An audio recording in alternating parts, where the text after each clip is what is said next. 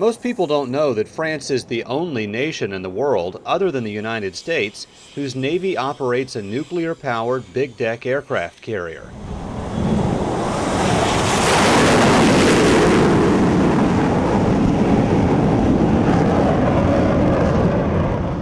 The Charles de Gaulle is the flagship of the French Navy.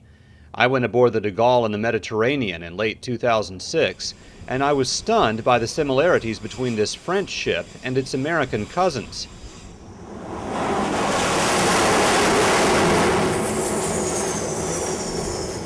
On the deck we have a lot of aircraft they're landing and taking off and running by the different operator.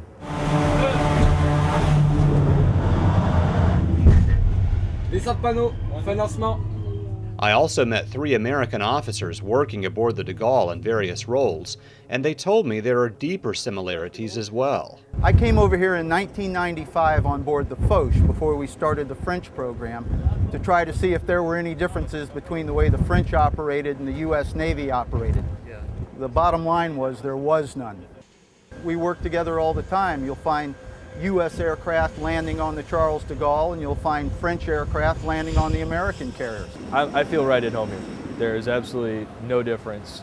They work as hard, they play as hard, and the dedication to the mission, no matter what it takes to accomplish whatever that objective is for the day, exactly the same as in the U.S. military.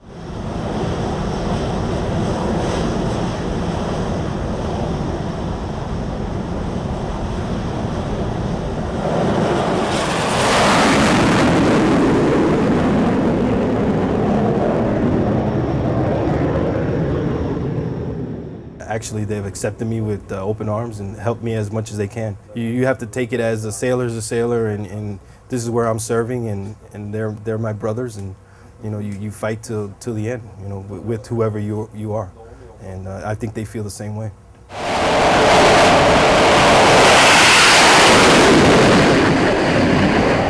It would be a year and a half before I saw anyone from the Charles de Gaulle again, and this time it was aboard an American aircraft carrier. In the summer of 2008, the French and American navies made history as several French Rafale M fighter planes and roughly 80 pilots and sailors came aboard the American aircraft carrier Theodore Roosevelt to take part in exercises off the U.S. East Coast.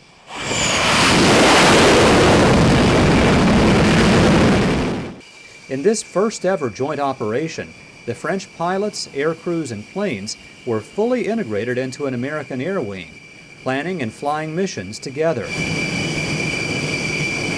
Charles de Gaulle is going through a maintenance period right now, so the air wing had to look for a place to keep their pilots qualified just until the ship comes out of the shipyard, which is very exciting because it's the first time that the French Navy is actually integrated with the American Navy.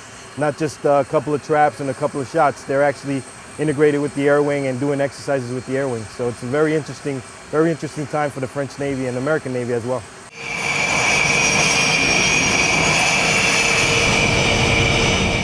On the flight deck, French and American handlers, catapult officers, and landing signal officers worked hand in hand.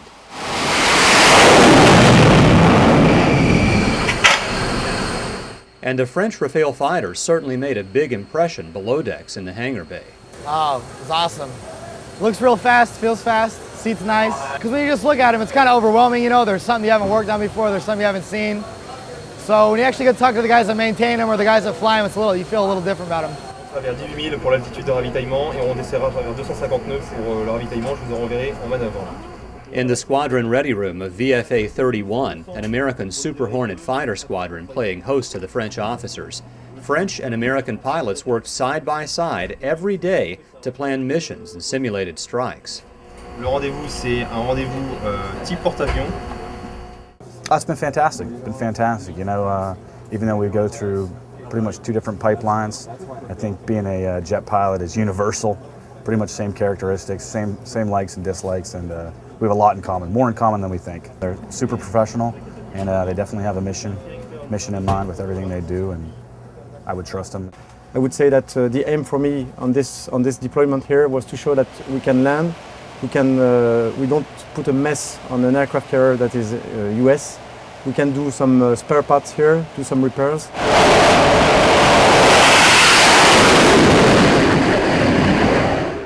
I think probably my biggest surprise is just how easy it has been. I think the integration here and the way the sailors, like I said, the maintainers and the flight deck crews have interacted has been very positive, and the French catapult launchers launching our aircraft, the U.S. Navy launching the Rafales and the E-2s, that's all been very positive and happened very quickly.